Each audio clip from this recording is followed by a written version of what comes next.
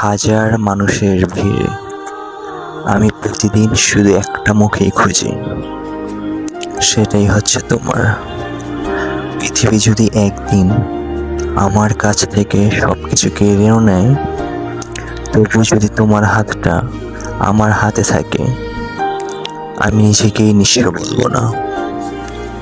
তুমি শুধু আমার ভালোবাসা নও, তুমি আমার প্রতিটি প্রার্থনার উত্তর, প্রতিটি কবিতার শেষ লাইন, প্রতিটি দীর্ঘ রাতের শান্তি। তোমার চোখে তাকালে মনে হয় সৃষ্টিকর্তা ভালোবাসাকে মানুষ রূপে রূপ দিয়েছেন।